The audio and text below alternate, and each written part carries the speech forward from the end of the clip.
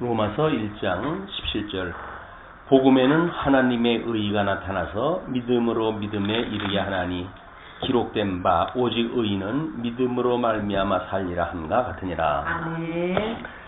예, 오늘은 교재 33쪽 제일 하단부의 5장 칭의입니다. 1절 명사와 역사. 자, 늘 우리 명사와 역사를 공부하면서 혼돈이 시작되어져 가지고 우리는 칭의라고 하는 그거는 칭의 구원의 서정을 쭉 한번 이야기를 해야 돼요. 이게 소명으로부터 그 다음에 우리가 이 소명을 받았을 때 하나님께서 중생케 하시지 않으면 죽어져 있기 때문에 응답할 수가 없는 상태고, 중생하고 보니까 우리가 죄인이라고 하는 것이 깨달아져서 하나님 앞에 회개에 이르게 되어지고, 하나님께서 우리들에게 이제 예수 그리스도를 믿는 믿음을 주셔서 이 믿음을 보시고 우리를 의롭다고 칭해 주시는 겁니다. 그러니까는 구원의 서정을 앞에 공부했던 이 내용을 전제를 갖다 하되, 그다음에 칭의의 오늘 과정을 공부하고, 칭의 다음에 우리를 하나님께서 이 의를 보시고 그다음에 하나님의 아들로 삼아 주시고, 그리고 성화의 단계를 걷게 하시고 견인과 영화의 단계를 거쳐서 우리 구원이 끝이 난단 말이에요. 그러니까는 성화라고 하는 어떤 우리 열매, 하나님 앞에 거룩한 삶으로서의 열매가 뒤에 나온다고 하는 걸 또 전제하고, 그래서 오늘은 칭의에 대한 부분으로만 접근이 되어져야 자꾸 중복되어지는 것이 없어지고 명쾌하게 되어진다. 왜냐면 더군다나 이제 근자에는 이 칭의에 대한 문제 제기가 꽤 많아요. 의롭다고 하니까 사람들이 영 열매가 맺지 않고 잘못되어진 게 아니냐 뭐 이렇게 이야기를 하는데, 잘못되지 않았어요. 웨스턴민스터 우리 대소요리 문답을 보시게 되면 인간의 행위로는 도저히 의롭다함을 받을 수 없다고 하는 걸 아주 못 박아놓고 있습니다. 철저하게 하나님의 절대 주권에 의해서 예수 그리스도의 구속의 은혜로 우리가 구원을 받는 걸 이야기를 했기 때문에 자꾸 여기다 놓고 인간에게 열매 맺는 거를 넣어가지고 설명을 하거나 답을 얻으려고 하는 거는 잘못되어져 있는 거예요. 그냥 칭의, 말 그대로 의롭다고 칭해 주신 그 이야기예요. 칭해 주신다고 하는데 무슨 조건이 있어요? 하나님께서 그냥 의롭다고 칭해 주시는데, 그런 개념으로 우리가 가지고 본문을 보시게 되면 조금은 수월하게 진행이 될 거라고 보여집니다. 일단은 칭의에 대한 구약 명사예요. 그래서 히브리어 이제 히츠피크라고 이렇게 이야기를 해놨는데, 히츠피크 또 헬라어 다카요로 법적 결정에 의해 의로운 자로 발표. 그냥 법적 결정에 의해 가지고 그냥 의로운 자로 발표했다 하는 거예요. 법정 결정이라고 하는 그 이야기는 법정 결정의 사법에 대한 이야기 아니에요. 그래서 우리 이제 입법이 있고, 그다음에 행법이 있고, 그리고 이제 사법이 있는 것이 삼법 제도에 대한 원리란 말이에요. 그러면 입법을 하나님의 법으로 이제 이걸 성부 하나님의 법이에요. 이게 성부 하나님의 법. 이것이 이제 입법을 하자. 하나님의 기뻐하신 뜻이 뭐냐? 이것이 입법으로 주어져 가지고 행위 언약으로 인하면 너희들 다 망한다. 그래서 그 중에서 이제 하나님께서 택자를 구원하다 해야 되기 때문에 예수 그리스도를 보내주셔가지고 모든 하나님의 온전케 하는 율법을 예수님이 온전히 이루시는 거예요. 이게 성자 하나님의 사역입니다. 성자 하나님의 사역인데, 이거에 대한 적용이 과연 우리한테 임하게 되어지는가가 성령 하나님의 역사예요. 그러니까 성령 하나님의 역사로 우리는 하나님의 심판, 이 삼법 제도에 의해서 하나님 법에 의해 가지고 사법부에서 판정을 내리는데, 나는 예수님을 믿는데요 라고 이야기하다 했을 때, 그래? 그러면 너희는 법적 절차, 이 법적 결정에 의해서 너는 의로운 자야 라고 이야기하다 해주는 거예요. 다른 조건이 필요가 없어요. 그냥 그렇게 전제를 다 하고 풀어나가야 됩니다. 일단 신약명사에서는 동사 다카요 의롭다 한다, 또는 사람을 의롭다고 선고함이라고 하는 의역인데, 법적 결정의 결과인 의의 신분이다. 우리가 그냥 칭의라고 하는 그 이야기는 하나님께로부터 의롭다고 칭함을 받는 신분이 되었다, 그런 그 이야기예요. 그 다음에 통용사로 해가지고는 하나님의 판단에 그 사람의 율법에 대한 관계가 정당성 얻은 때, 그러니까 우리가 율법을 안 지켜가지고 행위 언약으로 인해가지고 다 망했잖아요. 도저히 할 수 없다고 했을 때 우리 예수님이 대신 우리를 위해서 이 땅에 오셔가지고 모든 율법을 완전케 해서 온전히 이루심으로 우리를 율법의 저주로부터 자유케 하셨단 말이에요.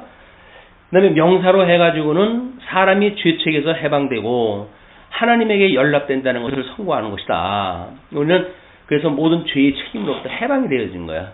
우리는 모든 죄가 우리를 그 율법의 조항에 따라 가지고 정죄할 수 있는 그런 사항이 아니다.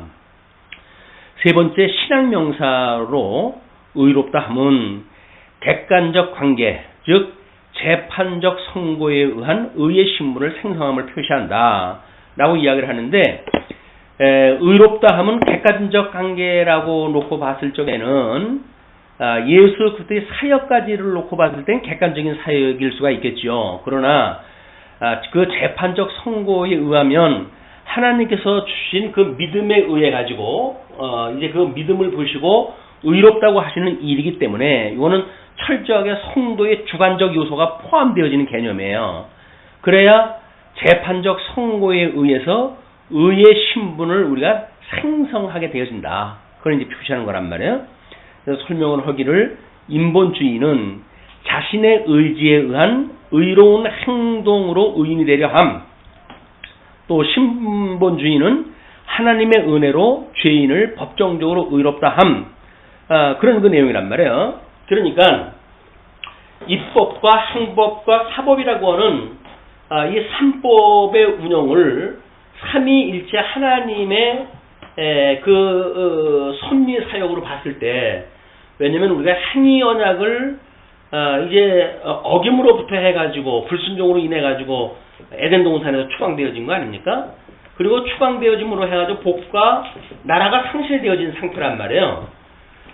이렇기 때문에 우리는 이미 여기서 무엇이든지 할 수 있는 조건이 없는데, 우리 하나님께서 에덴 동산 내쫓기 전에 이제 그 가죽옷을 해입혀가지고 아담을 내쫓았다. 그것은 창세기 3장 15절에 우리 원시적인 그 복음이라고 그렇게 이야기를 하는데, 여자의 후손의 발등음치를 뱀의 후손이 상하게 하고, 또 남자의 후손은 여자의 이 뱀의 후손의 머리를 상하게 하는 것이 3장 15절의 원리란 말이에요. 십자가에서 이 사망 것을 이기실 것을 이미 예표했기 때문에 그 예수님에 의한 행법, 하나님께서 아주 온전한 그 율법을 구약 사람들은 그거를 어떤 조항으로 봤기 때문에 불완전하게 보았는데, 그렇기 때문에 예수님께서 오셔가지고 그 율법을 아주 온전케 하셨잖아요. 아주 촘촘하게 만드셔가지고 누구도 거기 빠져나올 수 없게끔 만들어 놓으시고, 그리고 주님께서 이걸 이루심으로 인간이 할 수 없다고 하는 것을 주님께서 이루신 걸 우리한테 보여줬던 것이 복음서의 원리란 말이에요. 그렇기 때문에 이제 그 인본주의가 여기서 먼저 이 의로운 행동으로 의인이 되려고 한다라고 하는 그런 그 이야기는, 우리가 앞에 칭의 앞에 믿음을 전제로 했잖아요. 그러니까 이 믿음을 보시고 의롭다고 칭해 주시는 일이기 때문에 과정적인 설명을 갖다 했을 땐 믿음이라고 하는 전제가 있는 거예요. 근데 이 믿음조차도 우리 하나님께서 주신 거지만, 이것이 인간의 행위로 되어진 것은 아니지만, 마치 칭이라고 하는 것이 거두절미하고 그냥 하나님께서 그냥 무조건 하는 것이 아니라 하나님께서 주시는 믿음을 보시고 그 성도의 믿음을 보시고 의롭다고 칭해 주셨다라고 하는 개념으로 봤을 때, 어떤 자신의 의지에 의한 의로운 행동으로 의인이 되려고 하는 인본주의하고는 다르지만, 신본주의에서 이야기했을 때 하나님의 은혜로 죄인을 법정적으로 의롭다 했다. 그 이야기는 믿음을 주어서, 예수 그리스도를 믿는 믿음을 주어가지고 법정적으로 의롭다 했다는 이야기예요. 그래서 이제는 더 이상 어떤 그 율법의 조항도 우리를 정죄할 수가 없다. 그래서 그거를 이제 과정을 이렇게 설명을 합니다. 은혜의 깨달음은 은혜의 감격을 불러오고, 은혜의 감격은 기쁨과 평안의 상태에 이르고, 이것으로 악이 제거되어지고 그 악은 다시 말해서 욕심과 미움과 증오가 없어지게 되어진다. 이렇게 이야기를 하잖아요. 근데 이거는 은혜의 깨달음이라고 하는 그 전제만 있으면 이것이 자동적으로 은혜의 감격을 불러일으키고 그 다음에 평안, 기쁨과 평안에 이르게 되어지는 논리적 결과가 자연히 맺는 것이 아니라 우리들이 보는 하나님의 칭의와 칭의에 대한 열매는 하나님께서 절대 주권적으로 맺게 하시는 거예요. 이것이 깨달으면 은혜의 감격이 나온다 라고 해가지고 마치 깨달음, 우리 인식의 주체가 되어지는 성도가 그 은혜를 깨닫게 되어지게 되면 그 다음에 그 깨달음의 지각 활동에 의해서 감정 활동과 의지 활동에 이르게 되어지는 전 인격적 활동에 이른다고 하는 그 인식의 원리의 그 설명에 맞지 않은 겁니다. 우리는 깨닫게 하는 것도 믿어지게 하는 것도 또는 거기서 지각의 활동을 이렇게 하는 것 깨달아 알고 믿어지게 하고 그리고 하나님을 경외하게 하시는 모든 전 인격적 요소가 하나님의 절대 주권적으로 되어지는 거다. 뭔가 하나를 그리고 땅 치게 되면 그거에 의해서 땅 해가지고 연결되어지는 당구공처럼 그런 그 사건이 아니란 말이에요. 어떤 동인을 한 번만 주어지게 되면 자동적으로 동인에 의해 가지고 이 기계가 기계를 만들어내듯이 열매를 맺어야 되는 것이 아니다. 전폭적으로 하나님의 절대 주권 아래에 있는 거다. 이렇게 봐야 이 쓸데없는 그런 오해, 설명 이런 것들이 필요가 없게 되어진다. 그렇지 않으면 전부 또 그렇게 하나님 주권에 대해서 반한 설명이 나올 때는 또 설명하고 그래야 돼요. 그래서 진짜를 은혜를 깨닫는 성도는 평강과 기쁨이 있으므로 방종과 범죄는 불가능하다. 은혜를 깨달았다고 해가지고 성도가 평강과 기쁨이 자동적으로 오게 되어지고 기쁨과 평강과 기쁨이 있는 사람이 어떻게 방종과 범죄를 할 수 있느냐 라고 하는 논리에 의해서 이게 만들어지는 일이 아니라 하나님께서 우리를 은혜를 깨닫게 하시고 그리고 믿어지게 하시고 우리의 이런 그 지활동을 통해 가지고 하나님이 좋아하시는 뜻이 무엇인지 알게 하신단 말이에요. 그리고 우리들의 그런 알게 하는 믿음대로 또 우리가 좋은 은사를 주어가지고 믿음의 분량만큼 그걸 생각을 하게 하시고 그러고 우리에게 하나님의 기뻐하신 뜻을 따라서 이게 열매를 맺으며 살아가게 하신다. 그것이 영적 예배의 순서라고 하지 않았어요. 하나님의 뜻을 분별하게 하시고 그리고 우리 믿음의 분량만큼 생각하게 하시는 것도 전부 하나님께서 하신다. 그리고 주신 은사를 따라서 은사를 열매를 맺는 것도 성령 하나님께서 해가시는 섭리 사역이다. 이렇게 봐야 됩니다. 설명을 할 때 친절하게 어떤 제1원인과 제2원인에 의해서 뭔가 만들어 놓으면 탕탕탕탕 해가지고 만들어지는 기계적인 현상이 아니라는 말이에요. 전부 인격적 하나님께서 함께 우리하고 함께 역사를 해가지고 열매를 맺게 하는 데까지 성령께서 해가신 일이다. 자, 네 번째 역사적 유래를 설명을 합니다. 고대에는 칭의와 신앙의 관계, 중생 및 성화의 구별이 명백하지 못한 이해였었다. 구체적 논리가 없었단 말이에요. 그러니까 이것이 우리 신학적인 오류가 있다고 하는 것은 그만큼 좋은 겁니다. 우리 오전에도 그런 이야기도 했지만 인간에게는 뭔가 이제 완전을 이루어가고 싶은 그런 그 마음이 있잖아요. 불완전한 사람들이니까. 그러니까는 완전을 이루어가기 위해 가지고 이것이 때로는 욕심으로도 작동이 되어지는데 우리한테 만약에 지금 개인적으로 입맛이 없다라고 했을 때 입맛에 맞는 음식을 개발하는 거를 사람들이 하게 되어지겠죠. 그러니까 입맛이 없다고 하는 부정적인 사건 때문에 만들어지는 긍정적 조치란 말이에요. 그래가지고 여기서 뭔가 맛있는 음식을 만들어내잖아요. 그래가지고 우리는 그 음식이 더 맛있는 음식, 완전에 가까운 음식을 만들어내는 문화로 해가지고 발전이 되어져 가는 거지요. 근데 이것이 이렇게 사람이 그걸 만들어가는 일들은 그래도 자연스러운데 우리가 상고주의에 빠져가게 되면 이제는 우리의 모든 상업의 체제가 우리로 하여금 맛있는 음식에 길들여지게 하고 그리고 그렇게 끌어간단 말이에요. 그것이 소위 상업주의가 만들어내는 문화들이에요. 지금은 우리가 우리들의 입맛에 맞는 거를 우리가 개발하지는 않습니다. 어느 집에 갔더니 그 집이 맛있대 라고는 입소문을 듣고 그냥 우리는 그 집을 가요. 그리고 그걸 먹으면서 아 이게 그분이 맛있다고 하는 얘기가 이거였었구나 라고 해서 새로운 맛에 대한 개념을 거기서 삽입을 시켜놓는 거예요. 그냥 우리가 내가 개인적으로 해가지고 주관적으로 해서 난 이것이 맛있어 라고 하는 건 별로 의미가 없어요. 사회적으로 공감대가 이루어지는 어떤 그 맛이라고 하는데 동의가 하느냐 라고 하는 거에 의해서 우리는 그것에 이제 맛있다 맛없다 이렇게 이야기를 하거든요. 근데 진정 그럴까요? 그렇지 않아요. 개인의 취향이 다 다르기 때문에 그렇지 않습니다. 그러나 강제적으로 사회는 사회적인 그런 그 어떤 도식화되어져 있는 그런 대로 성도를 끌고 간다. 그것이 세속화되어져 있는 그런 그 문화의 하나의 병폐예요. 그래서 식당의 그 식문화뿐만이 아니죠. 우리의 주거 문화도 마찬가지예요. 인테리어를 어떤 사람이 했다라고 하면은 그게 멋있는데 멋있는 거 결코 멋있지도 않아요. 그래서 다른 사람이 멋있다고 그러니까 나보다 잘난 사람이 멋있다고 그러니까 멋있다고 인정하다 하고 그리고 돈 들여가지고 따라 하는 거예요. 모방 심리로 해가지고 되어지는 일들은 전혀 이것이 어떤 그 칭의라고 하는 교리를 배울 적에도 마찬가지로 작동이 되어진다. 이렇게 이제 보시면 좋을 것 같아요.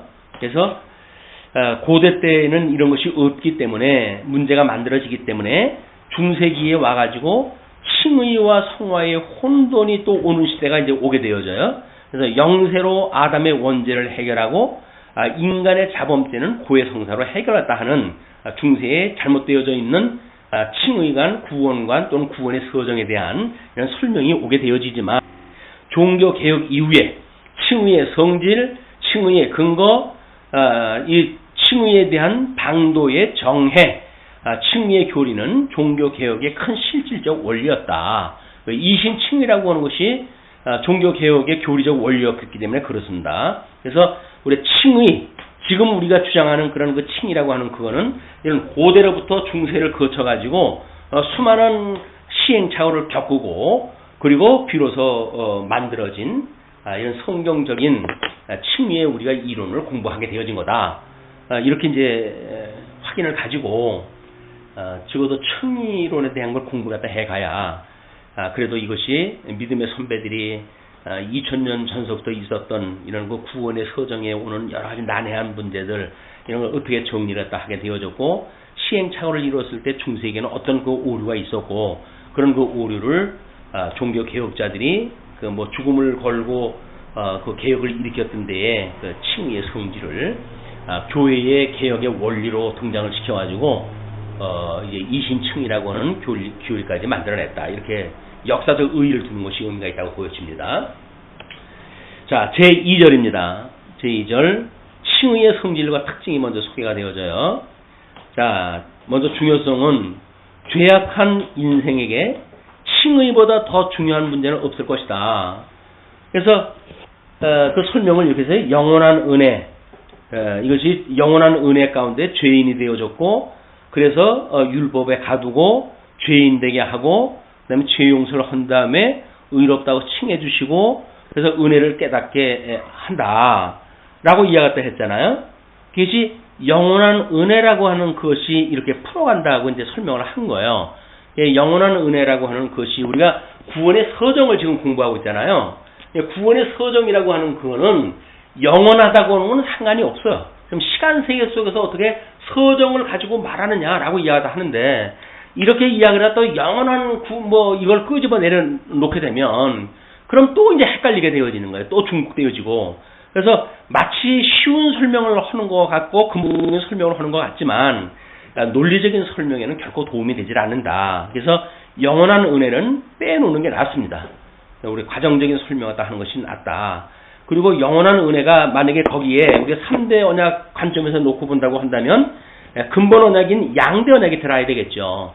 그리고 양대 언약의 불순종을 갖다 하는 행위 언약으로 인해 가지고 죄인이 되어지는 이런 과정을 통해 가지고 율법이라고 하는 모형적 그런 그 선민 국가를 통해 가지고 어떻게 그 율법이라고 하는 거를 가지고 실제적인 행위 언약을 대신 설명하는가라고 하는 논리를 설명하다 해 가야 되기 때문에 이거 뒤죽박죽 이거저거 이렇게 넣어가지고 되는 문제가 아니에요.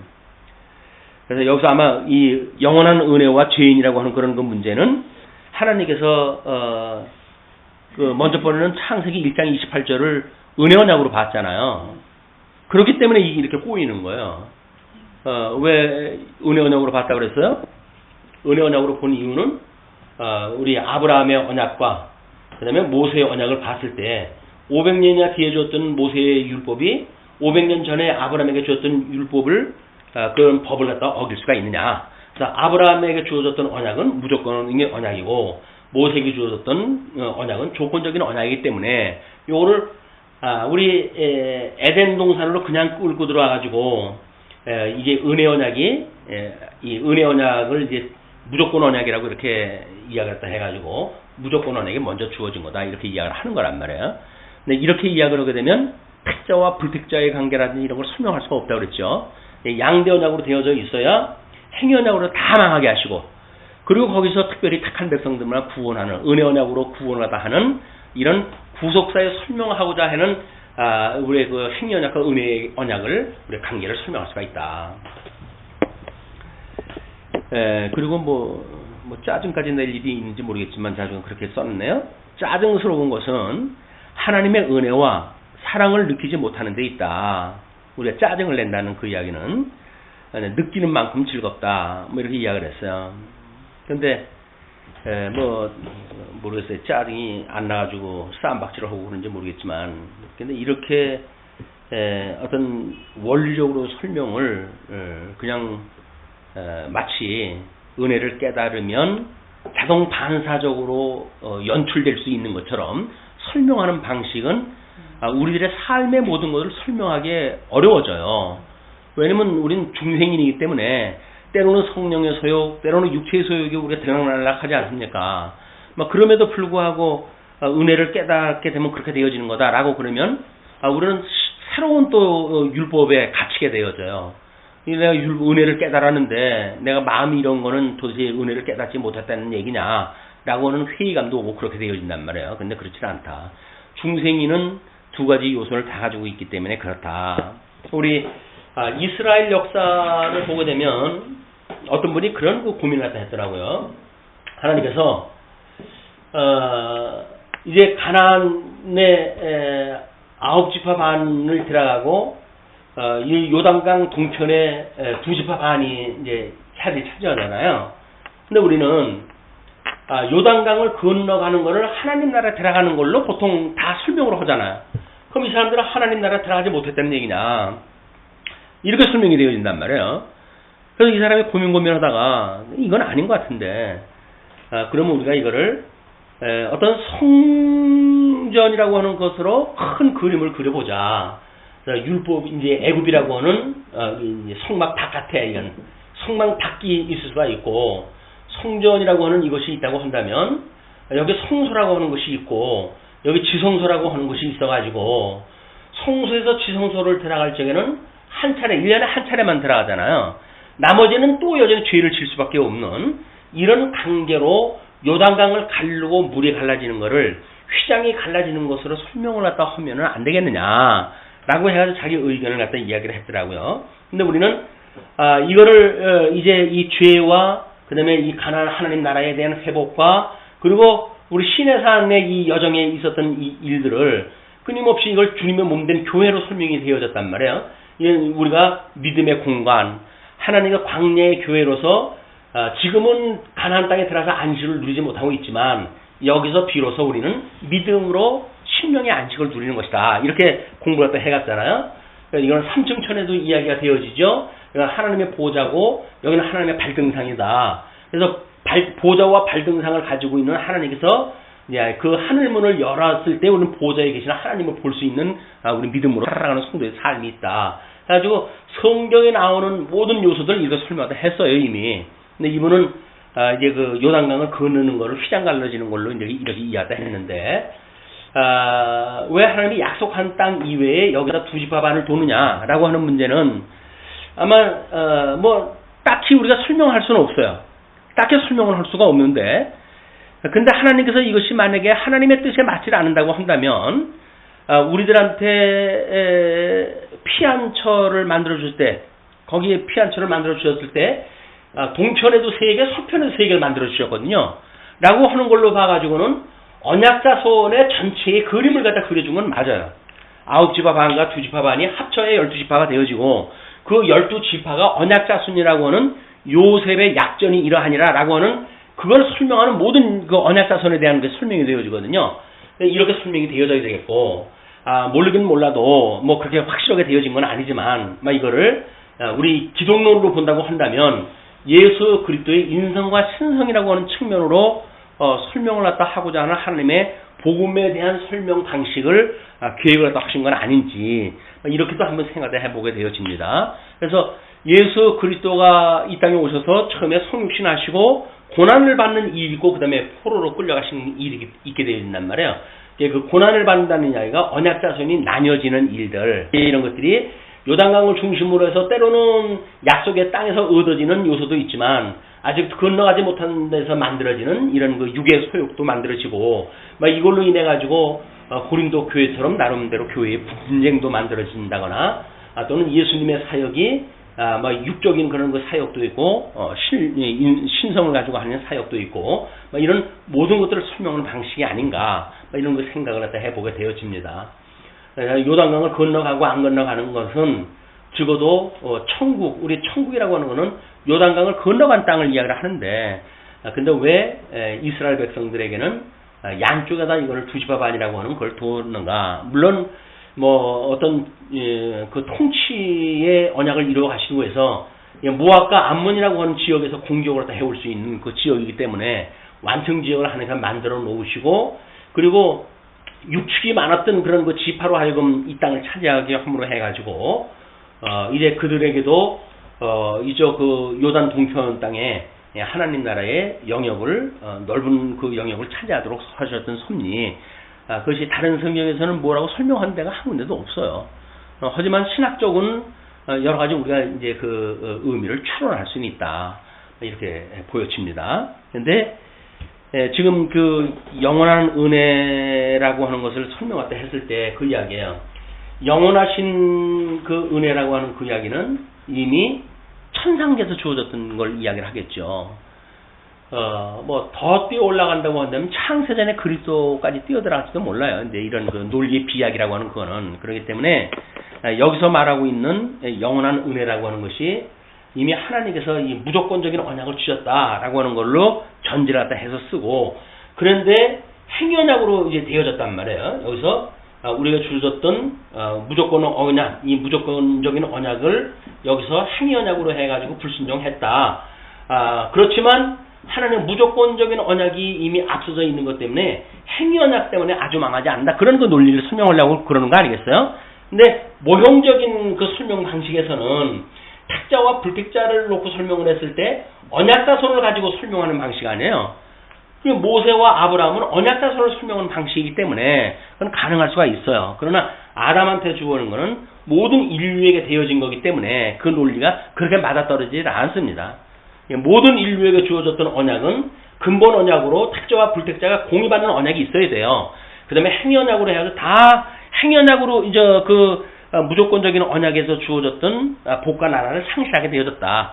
그런 가운데 은혜 언약을 인해서 우리가 구원을 받게 되어졌다라고 하는 구속사의 논리와 그 다음에 양변약이라고 하는 그런 새로운 우리의 개념을 포함시켜야 설명이 되어지지. 그런 뭐 영원한 언약, 죄인, 율법의 가둠, 죄인 되게 함, 이런 걸로 해가지고 실체적인 것과 모형적인 거를 짬뽕을 시켜놓으면 설명이 꼬이게 되어진다. 자, 정의를 이렇게 내렸습니다. 웨스트민스터 소요리 문답은 말하되 의롭다 하심은 하나님의 값없는 은혜로 정하신 것인데 저가 우리의 모든 죄를 사유하시고 그 앞에서 우리를 옳게 여겨 받으시는 것이니 이는 다만 그리스도의 의를 우리에게 돌려 붙이심인데 우리는 오직 믿음으로 받는 것이다. 의롭다 하는 것도 우리가 믿음으로 받는 거야. 이제 여기서 믿음이라고 하는 그 개념도 여기서 소위 말하는 소명, 중생, 회개 다음에 믿음을 줬잖아요. 그 믿음을 신의 믿음으로 받는다고 그랬고 양자도 그랬고 믿음으로 믿음에 이르게 한다고 그랬단 말이에요. 그래가지고 이 믿음을 이런 어떤 부분적인 믿음으로 해석을 하지 않고 보편적인 단어로 바깥으로 끌고 오게 되면 여기 있는 믿음과 또 중복되어지는 무덤이 뭐 그냥 여기저기 이렇게 끼어가지고 또 설명이 어려워진다. 그래서 이 믿음은 회개를 통해 가지고 예수를 그리스도를 믿는 믿음을 주었을 때 하는 그것은 믿음을 주었다 우리한테. 그래서 그걸 보시고 우리 주님께서 의롭다고 칭해 주셨다. 그럼에도 불구하고 우리가 이 구원의 서정을 믿는 믿음, 이런 건 광의적으로의 믿음은 모든 국소적인 그런 협의적인 믿음들을 포함하고 있는 개념의 믿음이다. 이렇게 봐야 되겠죠. 그래서 칭의를 우리가 믿음으로 받는다라고 하는 그런 그 이야기도 이 믿음도 믿음으로 받는 거 아니에요, 이게. 그러니까는 그것이 다른 설명이 아니라 그거하고 같은 개념으로서의 설명으로 우리가 받아들여야 우리는 오직 믿음으로 받는 것이다. 오직 의인은 믿음으로 산다라고 하는 설명이 쉽게 되어집니다. 세 번째 설명을 성질에 대해서는 이렇게 이야기를 해요. 은혜성, 법정성, 선언성, 즉각 완전 최종성 뭐 이렇게 이야기를 해요. 자, 그러면 은혜성, 행위의 결과도 아니요. 그래서 우리 구속사 종교 개혁자들은 행위의 1%도 인정하지 않으려고 아주 철저하게 원천봉쇄를 합니다. 인본주의의 어떤 인간의 공로를 주장하거나 뭐 그런 걸 조장하는 데가 없어요. 그냥 이 행위의 결과도 아니고 다만 그리스도의 의의 정과로 인하여 거저받는 거다. 거저받는 것. 그 다음에 법정성은 칭의는 중생, 회심, 성화 같은 갱신의 과정이 아니라 하나님의 법정적으로 무죄 선언하는 것이다. 그런데 여기서 중생이나 회심이라고 하는 것도 전부 단회적인 거란 말이에요. 성화야 우리가 물론 끊임없이 반복적으로 삶 속에서 드러나는 일이지만 칭의나 중생이나 회심이라고 하는 두 가지 요소는 단회적인 거기 때문에 하나님께서 우리를 살려주셨다라고 했을 때 우리가 살려주심도 또 우리가 회개함도 우리 주님께서 믿음을 주셨다고 하는 믿음으로 우리가 해석하게 되어지는 일이기 때문에 법정성이라고 하는 그런 그 이야기를 칭의라고 하는 데에 우리가 속해 놓는 것 어떤 그것만을 법정성이라고 이야기하는 개념은 우리가 조금은 확인이 더 필요합니다. 왜냐하면 법정적으로 무죄 선언을 갖다 했다. 그 이야기는 죽었던 우리를 살리신 것 그게 중생 아니에요? 그게 법정적으로 우리 살려놓으신 거예요. 이제 이미 우리가 존재적으로 영생을 얻은 것이 이미 되어진 거란 말이에요. 그렇기 때문에 그 법정적이라고 하는 그거는 하나님의 사람으로서 중생되어졌다고 하는 거로부터 이것이 시작되어지는 일이기 때문에 그걸 마치 나눠져 있는 일처럼 설명하는 방식은 오해의 여지가 있다. 하나의 논리로 설명하는 것이 필요하다. 그 다음에 선언성, 재정성이라고 이야기하는데 칭의는 하나님이 자기의 제정하신 바를 스스로 선언하시는 일, 하나님의 영광 계시를 위해서 절대 주권적 사역을 다 하시는 분입니다. 그러므로 어떤 이 선언성이라든지 재정성이라고 하는 것이 칭의에만 있는 것이 아니야. 선언성이라고 하는 걸 보게 되면 우리가 계시성이라고 하는 것도 연결시켜서 볼 수가 있는데 하나님이 계시하신다고 하는 그런 그 이야기는 절대 주권 섭리를 갖다 계시하시는 거 아니겠어요? 그렇기 때문에 어떤 칭의라고 하는 한 부분만 하나님께서 선언하시는 것이 아니라 모든 구원의 서정은 하나님께서 이렇게 구원한다라고 하는 전체를 포함할 수 있는 그런 그 설명이다. 풀이어야 된다. 다음에 네 번째 즉각 완전 최종성이에요. 칭의는 모든 신자에게 즉각적 완전적 최종적이다. 그 이야기는 뭡니까? 칭의 다음에 어떤 우리가 의의 열매가 없다고 해가지고 다시 의롭다고 칭함을 받는다든가 또는 의의 열매가 없기 때문에 우리 인간의 어떤 열심을 통해서 했을 때 다시 그 의가 완성되어진다든가 이런 개념이 아니라는 거예요. 모든 신자에게 즉각적이에요. 의롭다고 칭해주는 판결 이후에 바로 나오는 거예요. 그냥 만약에 법정에 오르는데 아무개 피고는 몇 항에 의해서 무죄를 선언합니다. 그러면 땅 무죄 선언해가지고 방망이 두들기면 그 사람은 거기서 다시 유치소에 들어갈 이유가 없어요. 그냥 거기서 무죄 선언과 동시에 퇴정하게 되어지는 거예요. 이것이 이제 이 즉각 어떤 완전 최종성이라고 하는 그런 개념의 이야기예요. 완전하기 때문에 뭐 필요한 것이 더 보태지는 게 없어요. 지금 칭의에 대한 이론을 문제 삼는 사람들은 칭의의 원리를 잘 모르는 사람들이에요. 이 칭의 하나 가지고 모든 걸 설명하려고 하니까 이 문제가 만들어지는 건데 그렇진 않다. 그 다음에 그 최종적이다. 최종적이라고 하는 그 이야기를 요즘 뭐 불가역적이다. 뭐 우리 그 일본 아이들하고 무슨 할머니들 문제를 그렇게 설명하거든요. 위안부 할머니들에 대한 거를 불가역적이라고 해가지고 최종적이라고 이렇게 설명하다 하잖아요. 다시 반복할 수 없다 이제 그런 그 이야기거든요. 그런데 법조항으로 결정되어진 것도 아니에요. 걔네들하고 우리 한국하고 조약을 갖다 맺은 것도 조약사항도 아니고 외무부 장관들끼리 뭐 이야기한 건데 그게 무슨 불가역적이고 뭐 그래요. 조약도 아닌데 이미 총리가 와가지고 조약한 건 이미 이전에 그런 것들을 전부 다시 재고한다고 했던 그 원칙적이 있잖아요. 그걸 뒤집어 엎는 일본 애들이 장관들이 와가지고 이야기해가지고 한 걸 불가역적이니 뭐니 해가지고 하는 그거는 난 도대체 상식적으로 이해가 안 가요, 걔네들이. 또 그걸 가지고 왜 그런 논리를 갖다 뭘 끄집어내는지 몰라.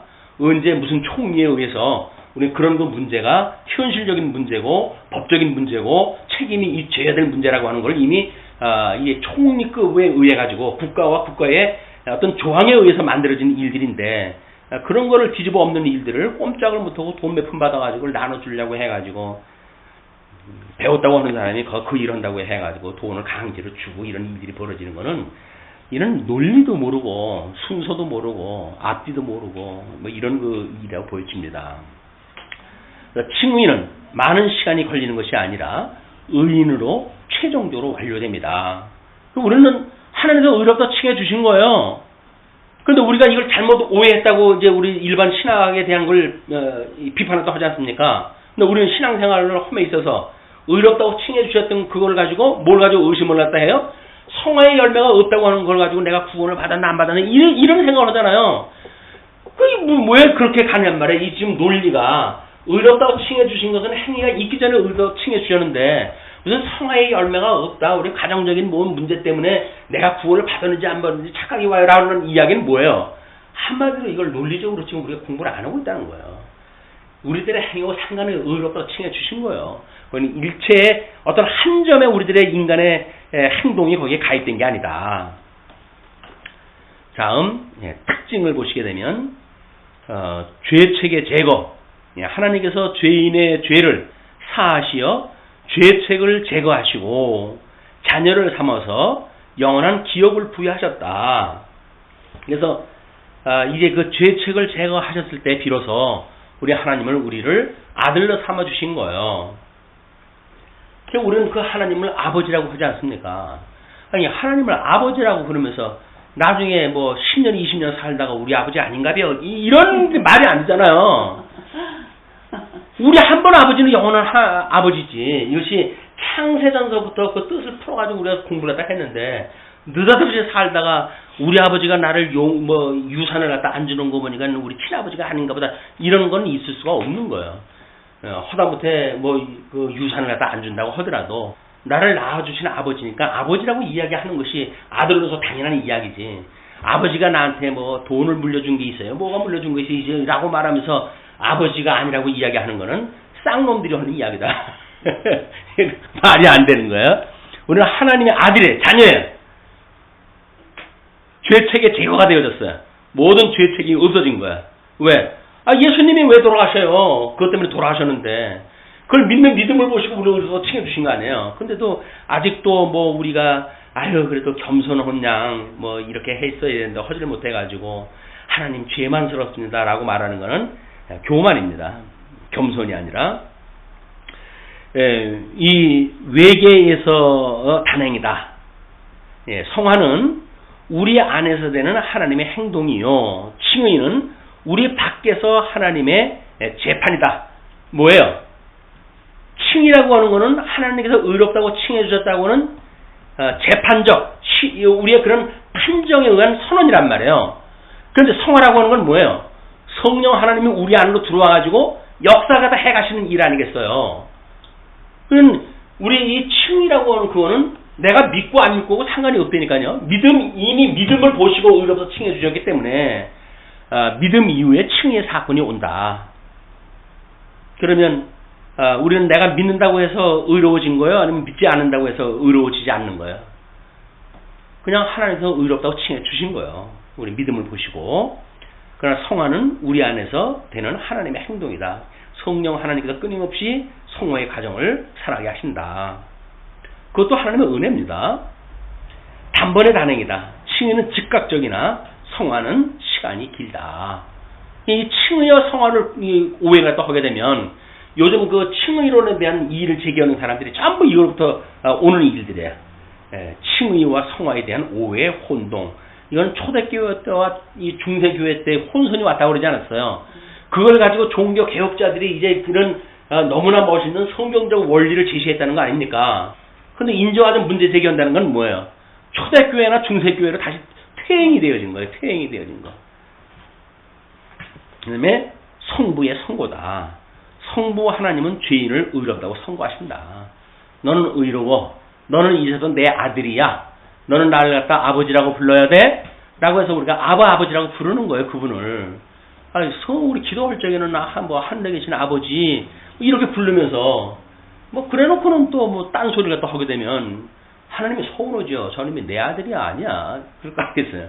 아버지 부르게 되면 우리는 이런 하나님의 뜻에 따라서 아버지의 뜻은 성화의 열매를 맺게 해주세요 라고 하는 기도는 할 수 있으나 원천적으로 해가지고 제가 아버지의 아들이 아닌가 봐요. 이런 그 이야기는 할 수 없는 이야기다.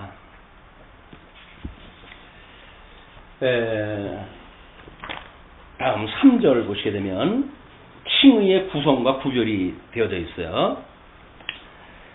이제 우리 구원론 그 280쪽에 있는 거를 이렇게 압축을 해서 소개를 했다 했는데 그리스도의 의는 첫째로 율법의 형벌을 만족시키고 둘째로 행위 언약의 적극적 조건들을 만족시켰으니 곧 율법의 교훈들에 순종하신 것이다.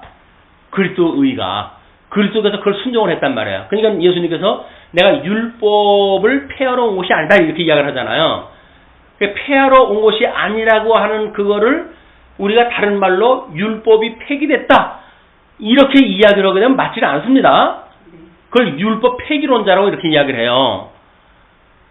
왜냐하면 우리는 그 율법이 하나님께서 그 율법에 있는 모든 조항들을 우리 주님께서 온전케 하여 다 이루셨어요.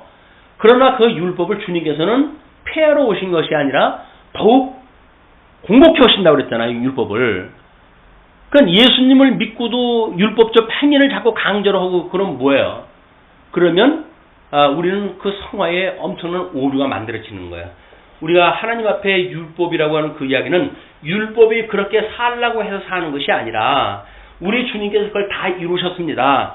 여기서 이야기하는 거예요. 모든 율법의 형벌을 만족시켰고 행위 언약의 적극적 조건들을 만족시켰으니 곧 율법의 교훈들에 주님께 순종하신 것이 아닙니까? 한 분 순종으로 말미암아 우리가 의에 참여하게 되어졌습니다. 라고 하는 것이 우리 세례의 이야기란 말이에요. 그런 것들을 우리가 봐야 나는 예수님한테 온전히 용서받은 것이 맞아 라고 하는 걸 설명할 수 있기 때문에 강론에 들어가서 이거 설명을 하는 거예요. 먼저 첫 번째 사죄. 사죄를 세 가지로 나눠가지고 설명을 합니다. 사죄의 중요성. 정가된 그리스도의 의를 근거로 한 죄의 용서이다. 하나님께서 우리 예수님 보고 그래 내가 내 죄를 갖다가 내 그 십자가의 순종을 보고 내가 이미 그리스도 안에서 너 안에서 예정되어진 자 그런 자들을 내가 불렀고 그 부른 자들을 내가 그들을 위해서 대속했다고 하니 모든 죄를 내가 용서하겠다 라고 했던 것을 하나님이 인정하신 거예요. 예수 믿는다고 하는 것이 그런 이야기입니다. 포함성, 칭의에서 베풀어지는 용서는 그 범위가 광대하여라고 하는 설명으로는 부족할지도 몰라요. 여기서는 과거, 현재, 미래의 모든 죄에 적용되어 모든 죄책과 모든 형벌의 제거를 다 포함한다?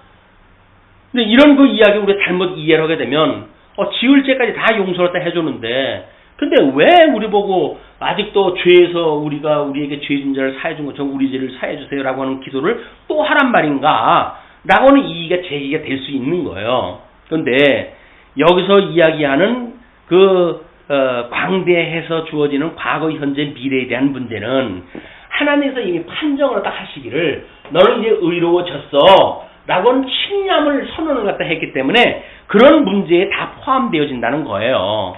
근데 이 칭의를 믿는 사람들은 성화의 과정에서 칭의의 과정을 기억을 하고 끊임없이 온전케 하신 예수 그리스도를 바라보는 일이기 때문에 이 칭의를 믿는 사람들은 성화의 열매를 맺을 수밖에 없는 거예요. 그렇기 때문에 그래서 그걸 우리가 의의 열매라고 이야기한다. 로마서에서는 예수를 믿어서 의롭다고 칭함을 받았으니까 우리가 양자가 되어졌고 성화의 과정을 살아가는 거 아니에요.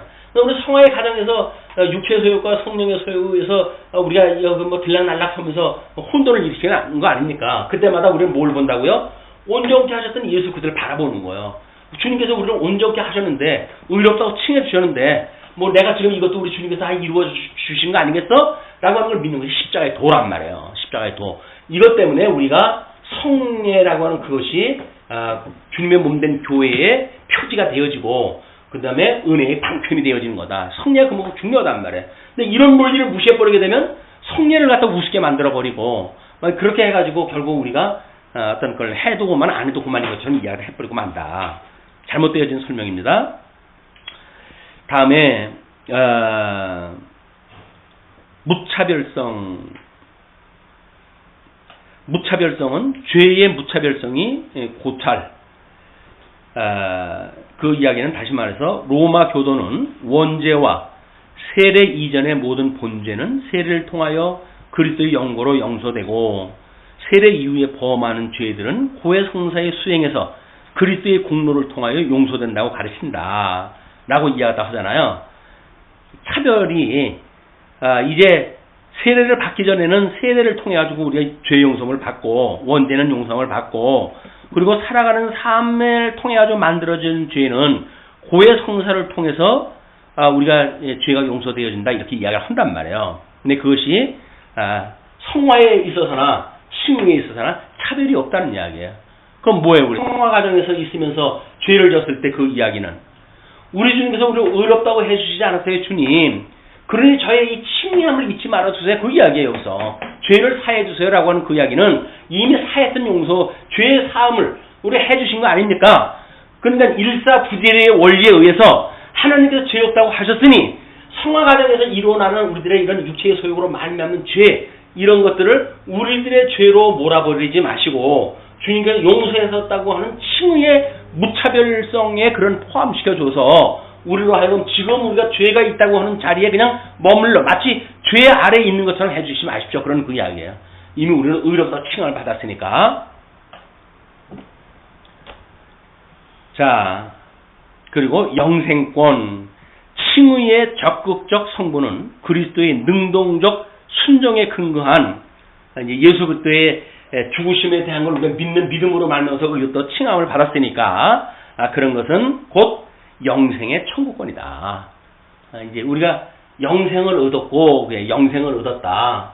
영생을 얻었다라고 한다면 양자 되어진 거는 영생 얻은 사람이 하나님의 아들이 되어진 거 아니겠어요? 그럼 영생 얻은 사람이 성화의 과정을 통해 가지고 잘못되어질 수 있는가? 그런 그 이야기예요. 잘못될 수가 없다는 이야기예요. 그럼 왜 믿다가 도태되어지는 사람들은 뭡니까? 라고 이야기를 하는데 그 사람들은 성화의 과정을 잘못한 게 아니에요. 성화의 과정을 통해 가지고 칭의에 대한 교리를 믿지 않았단 말이에요. 그냥 용서를 받지 못했는데 자기가 교회의 이론이 돼가지고 생활을 하다가 보니까 내가 그래도 이걸 뭘 여기서 해야 되는데 라고는 인간적 요소를 거기다 개입을 시키고 그걸 못했기 때문에 난 망해도 라고 하는 이야기를 하니까 그걸 망하게 되어지는 거예요. 우리는 끊임없이 이 칭의의 교리, 십자가의 도를 붙들어야 되는 이유가 있다. 온전케 하시는 예수 그리스도를 바라봐야지. 여기서 자꾸 뭐 우리가 그래도 이래야 돼, 그래도 저래야 되라는 그래도라고 하는 그 이야기를 빼버려야 돼요. 여기서 그래도라고 하는 이야기가 들어가게 되면 칭의에 대한 교리와 성화의 교리에 대한 무차별성에 대한 이런 게 훼손이 된다. 우리가 끊임없이 온전케 하신 예수 그리스도를 바라보자라고 하는 그 이야기는 의롭다고 칭해 주셨던 그분을 바라보자 그 이야기야. 이미 온전히 다 이루셔가지고 천국에 가 계신데 그분은 이미 다 이루시고 천국에 가신데 이 땅에서 이제 살아가는 나는 아직도 뭐가 불안하다고 해가지고 이야기하는 이야기는 맞지 않는다. 우리는 그 천상에 계신 그리스도, 온전케 하신 그리스도만 바라보게 되면 온전케 돼가는 일이다. 그게 천상사역이에요. 그리스도의 천상사역. 그다음에 이제 칭의의 그 구별을 능동적 혹은 객관적 칭의, 그걸 근본적 의미의 칭의니 하나님의 법정을 경역으로 하여 단행하는 것. 아주 뭐 단적으로 우리 죄에서 용서받았다는 걸 이야기를 하고, 수동적 혹은 주관적 칭의에 대한 것을 수동적 혹은 주관적 칭의는 죄인의 심정 혹 양심을 경역으로 하여 행하게 되어진다. 그래서 내 안에서 행해지는 믿음으로 확실히 믿어지는 칭의. 아까 하나님의 이게 절대적인 객관적인 선언이라고 그랬잖아요. 근데 하나님은 넌 죄가 없어 라고 무죄를 선언했는데, 아유 그래도 제가 양심상 조금은 감옥살이 몇 년은 더 해야 되겠어요 라고 해서 칭의를 믿지 않는다고 하는 그런 그 일은 있을 수가 없는 일이에요. 그럼 그 주관적 믿음이라고 하는 그걸로 해서 오해가 만들어질 수가 있다. 내 안에서 행해지는 믿음으로 확실히 믿어지는 칭의. 아까 그걸 우리는 광의적인 믿음으로 봐야 된다고 그랬어요. 그래서 우리가 회개 다음에 나오는 믿음을 협의적인 믿음으로 보았을 때 그 이후의 모든 것들은 광의적인 믿음의 차원으로 전부 일괄 적용이 돼야 된다. 그런 그 이야기예요. 우리 칭의라고 하는 것도 우리 믿음으로, 맞아 의롭다고 칭해 주셨지 라고 하는 걸 믿어야 되는데, 그걸 내가 어떻게 믿어? 라고 이야기를 하면 믿지 않는 거예요. 하나님의 섭리를 믿지 않는 거예요. 양자, 너는 이제 내 아들이야 라고 하는데 내가 하나님의 아들인지 어떻게 알아요? 하나님의 아들이면 지금 뭘 표적을 보여주세요 라고 해가지고 지금 뭐 귀신 쫓는 행위나 일어난다든지 이렇게 되면 모를까 내가 어떻게 믿습니까? 라고 이야기를 하면 그건 믿음이 없는 거란 말이에요. 또 성화 과정을 통해 가지고 하나님의 아들이라면요, 그럼 좀 뻔뻔하게 살아가게 해주세요. 이렇게 하면서 우리가 반발한다고 한다면 믿지 않는 거예요. 믿는다고 하는 그런 그 이야기는 무차별성에 의해서 우리는 우리들의 그런 그 상관과 없이 믿게 되어지는데, 그 믿음을 우리는 하나님께 주신 믿음으로 그걸 믿음으로 보게 되는데 칭의를 믿게 되어진다.